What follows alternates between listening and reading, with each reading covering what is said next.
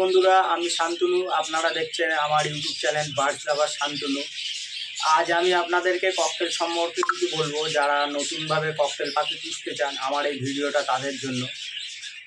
তারা কিভাবে ককটেল পাখি পুষলে ভালো রেজাল্ট পাবে, কত পেয়ার থেকে শুরু করলে ভালো হবে, খাঁচায় করলে ভালো হবে কি কেজে করলে, খাঁচায় করলে ভালো হবে কি কলোনিতে ভালো হবে, আমি সেসব বিষয়ে আপনাদেরকে আজ বলবো। আর যারা নতুন পাখি পুষছেন অবশ্যই আমার ভিডিওটা পুরো দেখবেন, তাহলে অল্প কিছু হলেও আপনারা শিখতে পারবেন।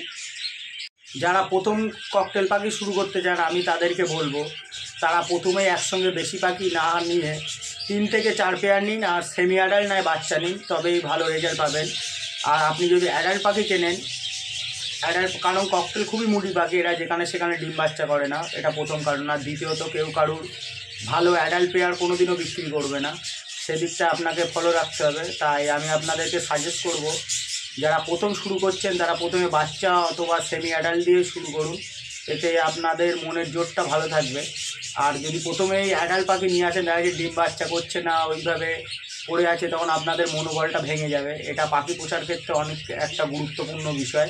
আপনারা প্রথমে লুটিনো, ব্ল্যাক, গ্রে এগুলো দিয়ে শুরু করুন, এগুলো ভালো রেজাল্ট করে যেখানে সেখানে। প্রথমেই যেন দামি পাখি কিনতে যাবেন না, কারণ যেগুলো অ্যালবিনো আছে, বাটারফ্লাই আছে, বিভিন্ন উন্নত জাতের যেগুলো পাখি, এদের ব্লাড লাইন অত্যন্ত হালকা প্রচণ্ড হালকা, ঠিক আছে, এরা বেশি হার্ডি হয় না, সেক্ষেত্রে মরে যাওয়ার চান্স বেশি থাকে। সেই ক্ষেত্রে আপনাদেরকে বলবো, আপনারা প্রথমে ব্ল্যাক, গ্রে এগুলো দিয়ে শুরু করুন, পাখি থেকে কিছু শিখুন, তারপরে এগুলো ট্রাই করবেন।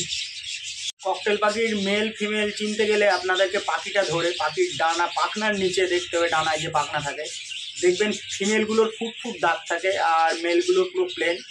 লুটিনোর ক্ষেত্রেও সেম, আপনি যদি ভালো করে আলো দিয়ে দেখতে পান, তবে দেখতে পাবেন যে মেল ফিমেল আপনারা বুঝতে পারবেন। আর আপনি যদি কেজে করতে চান, খাঁচায়, তা আপনাকে 4-2-2 অথবা 3-2-2 খাঁচা ব্যবহার করতে পারেন। এই দুটো খাঁচায় ককটেল পাখি ভালো হয়। আর সেমি অ্যাডাল্ট থেকেই আপনাকে মেল ফিমেল কনফার্ম করে খাঁচায় রেখে দিতে হবে, তবেই কিন্তু পেয়ার হওয়া নিয়ে কোনো প্রবলেম হবে না। আর আপনি যদি ভাবেন যে, আর যদি আপনি কলোনিতে করতে চান, তা সেক্ষেত্রে পেয়ার নেওয়া নিয়ে কোনো প্রবলেম হয় না, কারণ কলোনিতে ওরা ওদের ইচ্ছা মতো পেয়ার নিয়ে নেয়। নর্মাল ককটেল সাধারণত 1 বছর বয়সে অ্যাডাল্ট হয়। আপনি যত বেশি বয়স করে পাখিকে ব্রিডিংয়ে বসাবেন ততই ভালো রেজাল্ট পাবেন। কম বয়সে পাখিকে ব্রিডিংয়ে বসালে ডিম পাড়তে গিয়ে পাখির প্রবলেম হয়, ফিমেল ডেড হয়ে যেতে পারে, পাখি ভালো বাচ্চা খাওয়ায় না, পাখির ডিমে ব্লাড আসে না। সেক্ষেত্রে আপনাকে অবশ্যই ফলো রাখতে হবে, পাখি যেন 1 বছর অ্যাডাল্ট হয়। আপনি 12-13 মাসে, 14 মাসে বসাবেন, এতে আপনি রেজাল্টটা ভালো পাবেন। পাখির কেজ বা কলোনিটা এমন জায়গায় করবেন যেখানে মানুষজন কম যাতায়াত করে, কুকুর, বিড়াল, বেজি এগুলো যেন সেখানে না যেতে পারে। পাখি যদি একবার ভয় পেয়ে যায়, তাহলে কিন্তু সে সেখানে সেফ ফিল করবে না, সেখানে সে ডিম বাচ্চা করবে না। ককটেল পাখি কিন্তু খুবই মুড়ি পাখি, ওর যেখানে পছন্দ হবে সেখানে কিন্তু ডিম বাচ্চা করে আপনাকে ভরিয়ে দেবে। আর যদি ওর মনে কোনো ডাউট ফিল হয় যে এখানে আমি ডিম পারলে আমার ডিম বাচ্চার কোনো প্রবলেম হবে, সেক্ষেত্রে কিন্তু কোনোদিনও আপনি ডিম বাচ্চা পাবেন না, সেটা আপনাকে মাথায় রাখতে হবে। ককটেল পাখি পুষতে গেলে আপনাকে প্রথমেই পাখির প্রাইভেসির দিকে লক্ষ্য দিতে হবে, তবেই কিন্তু আপনি পাখির থেকে ভালো ব্রিড পাবেন। সেমি অ্যাডাল্ট কিংবা একেবারে বাচ্চা থেকে শুরু করবেন, তাহলে ভালো হবে। আমিও প্রথমে যখন শুরু করি, আমি 5 পেয়ার পাখির থেকে শুরু করি, আমি সেগুলো সেমি অ্যাডাল্টই কিনেছিলাম। আর আমার যেহেতু কলোনি, সেক্ষেত্রে আমার পেয়ার দেওয়া নিয়ে কোনো প্রবলেম হয়নি, ওরা নিজের থেকে পেয়ার হয়ে গিয়েছিলো। আর আমি কিন্তু ভালো রেজাল্টও পেয়েছি। কিন্তু কলোনির যেরকম সুবিধা আছে সেরকম অসুবিধা আছে, সেগুলোও আপনাদেরকে আমি বলবো।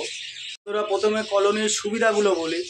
কলোনিতে আপনাকে খাটনি কম আছে, আপনি এক জায়গায় পাখির দানা, সব ফুড এক জায়গায় দিলে আপনার হয়ে যাবে। তারপর পাখির পেয়ার নেওয়া নিয়েও আপনাকে কোনো ঝামেলা পোয়াতে হবে না, ওরা নিজেরাই মেল ফিমেল যদি থাকে সঠিক, ওরা নিজেরাই পেয়ার নিয়ে নেবে।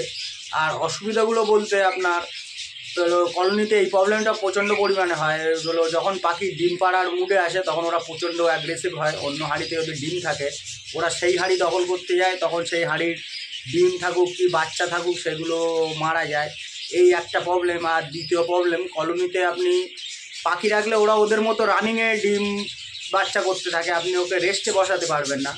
ধরুন আমার এখানে 3 পেয়ার পাখি আছে, তার থেকে 2 পেয়ারের বাচ্চা আছে, 1 পেয়ার আপনি রেস্টে দেবেন। আপনি যদি ওদের সব হাঁড়িগুলো, অন্য হাঁড়িগুলো খুলে ওই দুটো হাঁড়ি রাখিয়ে দেন, তখন এই পাখিটা ওই হাঁড়িতে গিয়েই অ্যাটাক করবে। এগুলো কলোনিতে প্রবলেম। আর আরেকটা প্রবলেম হলো ওষুধ দেওয়া নিয়ে। ধরুন এক হাঁড়িতে বাচ্চা ছোট, অন্য হাঁড়িতে বাচ্চা বড়, সেক্ষেত্রে আপনি যেসব ওষুধগুলো আছে সেগুলো দিতে পারবেন না, ভিটামিন ক্যালসিয়াম করাতে পারবেন না, এইগুলো অসুবিধা। যেমন সুবিধা আছে তেমনও অসুবিধা আছে। আর কেজে করলে কি, পাখিকে আপনি সঠিক সময় রেস্টে দিতে পারবেন, পাখিকে মনে করলে যে যখন যেরকম মেডিসিন দরকার আপনি পাখিকে দিতে পারবেন। এগুলোর সুবিধা আছে কেজে করলে। কিন্তু কেজে করলে কি খাটনি বেশি, আপনাকে রোজ সকালে উঠে প্রত্যেকটা খাঁচা খুলে জল খাবার দিতে হবে, আপনার সময়ের প্রবলেম হবে। নতুন পাখি করবে তাদের জন্য বেস্ট অফ লাক। তবে মাথায় রেখে দেবেন, অ্যাডাল্ট পাখি কোনো সময় কিনবেন না, সেমি অ্যাডাল্ট বাচ্চা থেকে শুরু করুন। ভগবানের ইচ্ছায় নিশ্চয়ই আপনারাও রেজাল্ট পাবেন। ঠিক আছে, যখনই আপনি বাচ্চাও কিংবা সেমি অ্যাডাল্ট পাখি নেবেন, সেম ব্লাড লাইনের কিন্তু নেবেন না। সেম ব্লাড লাইন নিলে কিন্তু আপনার প্রবলেম ফেস করতে হবে। সেম ব্লাডের পাখি হলে ডিম বাচ্চা ভালো হয় না, ডিমে ব্লাড আসে না, বাচ্চা হলেও ভালো খাওয়ায় না।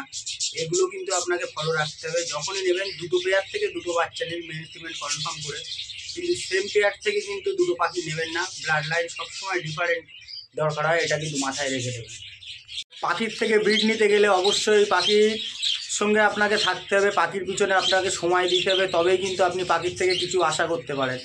ধরুন আপনি দু জোড়া পাখি কিনলেন, পাখির মতো ফেলে রাখলেন, তাদের ঠিক সময় খাবার দিচ্ছেন না, জল দিচ্ছেন না, আপনি শুধু ডিম বাচ্চা আশা করে আছেন, সেক্ষেত্রে কিন্তু একদমই হবে না।